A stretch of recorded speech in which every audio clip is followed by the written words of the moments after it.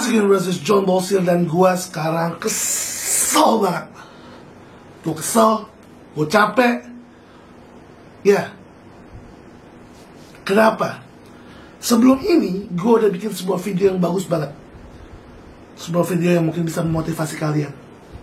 Tapi karena gue udah lama banget gak bikin video pakai kamera, gue lupa setting kameranya biar dia bisa merekam normal.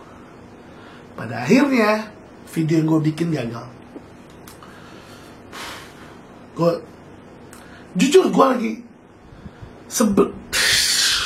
di video sebelumnya yang gue udah rekam, gue bilang gue capek. Dan gue mengulang kata-kata capek itu berkali-kali. Dan ternyata kata-kata capek itu menarik. Menarik kejadian, menarik energi, menarik emosi. Sampai akhirnya terjadi aksiden kayak tadi. Oke. Biar gue ceritain lagi apa yang terjadi sebetulnya. Gue capek. Gue capek bikin video. Gue capek dengerin omongan orang, dengerin curhatan orang. Itu yang terjadi. Gue bilang kalian kalau gue capek. Dan semakin gue bilang capek, gue semakin capek. Ternyata gue gak boleh capek. Karena semakin gue capek, gak jadi apa-apa juga. Ngeluh, gak jadi apa-apa juga. Malah tambah, capek. Mungkin kalian akan capek denger video ini karena gue ngeluh. Tapi emang kadang-kadang manusia pasti ngeluh. Karena kita gak sempurna. Ya. Oke, tapi gini, kalau kita ngomong kata-kata keluhan, apa sih yang bakal terjadi? Otak kita akan juga mengeluh. Ya, otak kita akan memprogram kata-kata keluhan tersebut. Dan ya, karena otak kita adalah bagian tubuh yang memprogram tubuh kita, dia akan mentransfer atau mengirimkan sinyal keluhan kalian tadi. Contohnya gimana? Gini, kayak tadi gue bilang capek. Dan saat gue ulang capek 3 kali, gue akan capek. Ya, akan mendapatkan atau menarik sebuah peristiwa di mana gue capek. Ya, gue tambah capek. Dimana padahal awalnya gue cuma pakai kata-kata tadi untuk bikin sebuah apa ya, kayak pengen kasih ke kalian contoh, tapi ternyata beneran tertarik gitu. Dan sekarang gue tetap ngulangin. Buat apa?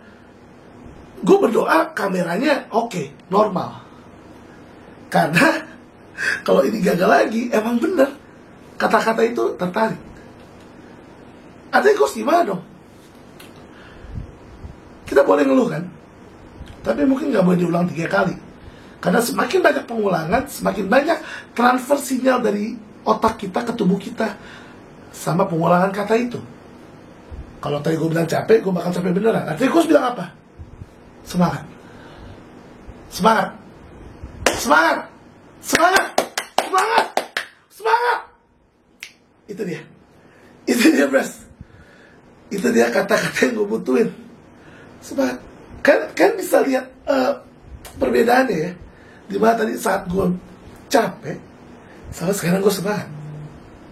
Mengulang kata-kata positif itu memang susah karena kita lagi di emosi yang rendah. Tapi kita harus coba dulu. Kita paksa. Well, hal yang paksa gak bagus. Gak juga. Awal dulu juga waktu gue kecil sholat, awal-awal dipaksa. Lama-lama juga ya mau gak mau kan. Akhirnya sholat gitu. Contoh ya, belajar sekolah dipaksa juga. Jadi dokter dipaksa juga. Jadi belum tentu hal yang dipaksa itu gak bagus. Yang gak bagus bukan hal yang dipaksanya, tapi kapan ya kita mau rubah mindset kita. Kalau hal yang dipaksa itu ya udah, kita udah jalanin udah. Ya, misalnya dulu waktu gue kedokteran, bros, gue sangat tidak mau. Gue denial. Gue kayak, kalau gue gak masuk kedokteran, gue udah bisa jadi band gue udah maju gitu. Ada dua, beneran band gue maju, atau emang gue gak akan maju sama sekali. Tapi gue masuk ke dokteran, ya ibaratnya mau gak mau gue jadi dokter dong. Tapi karena guanya selalu denial, perjalanan gue jadi dokter gak semudah itu, banyak rintangan. Oke, gue denial waktu gue sarjana nih, gak mau jadi dokter. Akhirnya ya, seminggu sebelum gue harusnya lulus ya, ada pengumuman yudisium, pasti ada 5 blok atau 5 modul ya. Itu kayak 5 modul tuh kayak hampir 2 semester lah. Gua belum lulus ya, karena 1 semester tuh 3 modul ya. Ada 5 yang gua belum lulus, 5 mata pelajaran lah ya, dari 24. Artinya gua baru lulus 19. Seminggu loh. Dan itu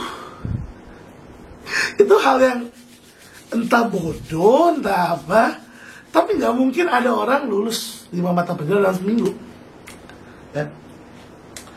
Tapi di situ gue ketemu teman gue yang namanya Cupau ya. Gue pakai nama panggilan dia aja, nggak nama aslinya, karena kalian bisa nyari dia di Instagram. Gue nggak mau itu. Gue Cupau lagi di rumah gue ambil baca-baca karena dia mau kayak remedial. Terus gue cuma main game. Gue bilang, oh udahlah, capek gue nggak lulus, capek gue, masih banyak nih nggak lulus. Dia cuma bilang satu kalimat, lo ngeluh aja tapi nggak pernah pretest. Sorry, bukan pretest. Jadi kan kalau kita banyak yang nggak lulus, cara kita beri nilai itu kita kayak ngerjain quiz gitulah, mini quiz. Jadi kita kayak ke lab IT terus ngerjain mini quiz. Ibaratnya kayak ya remedial gitu lah ya. Jadi dia bilang, lo capek-capek aja tapi gak pernah ngerjain remedial. Gue mikir ya juga ya, gue ngeluh udah bermalas-malasan udah, tapi gue gak ada kerja real untuk betulin nilai itu. Sampai akhirnya tuh kata-kata ngenain gue banget. Tapi sayangnya gue masih nggak tahu gimana caranya bisa bener-bener ambil kesempatan itu untuk buat gue jadi bergerak ya, buat dia jadi bergerak. Akhirnya gue ngambil itu ke warnet. Bisa dibilang itu kayak gue udah hampir berapa bulan lah menghilang lah dari perkampusan. Padahal itu kayak udah harusnya gue pertanggungjawaban gitulah. Ya kayak gitu. Dan tiba-tiba pas gue di warnet, ada yang nepok kursi gue. Wah, gue udah mau nyari ribut aja tuh. Ternyata itu teman sekelas gue. Dia teman sekelas gue yang nggak pernah ke warnet. Jadi gue kaget, lo ngapain di sini, Ji? Gue nyariin lo, anak-anak nyariin lo, gue kemana-mana nyariin lo. Ngapain nyariin gue? Gue mikirnya kayak, kan ngapain nyariin gue? Capek-capek. Dan dia ternyata liat mobil gue kan. Akhirnya dia bilang, lo terserah ya, lo terserah mau gak lulus atau apa, tapi tugas gue adalah bawa badan lo balik ke kampus.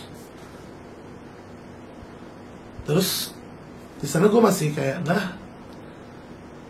terus dia kayak gimana ya, ini orang badannya kecil tapi emang dia orangnya tegas ya, orang kolemelo yang bijaksana lah menurut gue. Dia cuma bilang kayak, lo bayangin aja, lo cuma 5 yang belum lulus, gue lebih banyak lagi gitu lah. Dan waktu itu ibaratnya gue salah satu yang nyemangatin dia juga untuk bisa lulus remedial gitu. Akhirnya dia selalu nyoba mini quiz, remet dan bisa lulus gitu, bisa lulus. Akhirnya ya gue kayak, iya juga ya. Terus gue harus ngapain? Lo datang aja. Iya gue datang. Bener lo ya datang. Iya gue datang. Akhirnya sebelum gue urusin masalah kuliah gue, ya gue ngurusin hal-hal lain. Situ gue baru, yang gue lakuin adalah gue uninstall game kesukaan gue, karena gue yakin game itu yang buat gue jadi nggak bisa lanjut. Ya, gue uninstall game kesukaan gue, dan gue mulai belajar.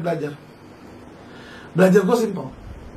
Gue baca buku kumpulan soal, habis itu gue taruh itu buku kumpulan soal di bawah bantal, dan gue tidurin. Itu ajaran ibu gue. Ya, gue tidurin. Dan gue mengulang kata-kata saya mengerjakan ujian dengan mudah, lancar dan benar, dan saya lulus. Itu kata-kata gue ulang terus setiap hari, setiap malam sebelum tidur, sampai akhirnya di seminggu itu, ya, dari 5 pelajar yang belum lulus, di hari terakhir, alhamdulillah, masih 3 yang belum lulus. Di satu hari terakhir, itu hari H. Di hari H itu, ibaratnya pengumuman kita bisa yudisium tuh sore. Gua harus kerjain mini quiz lagi di CBT. Bukan mini quiz, CBT namanya ya. Kerjain CBT pagi jam 8 sama jam 10. Dan ada pengumuman remedial itu jam 12. Ya. Dan akhirnya jam 8 gue lulus, jam 10 gue lulus, pengumumannya juga lulus. Karena gue mulai ngerubah habit, ya, gue ngerubah mindset,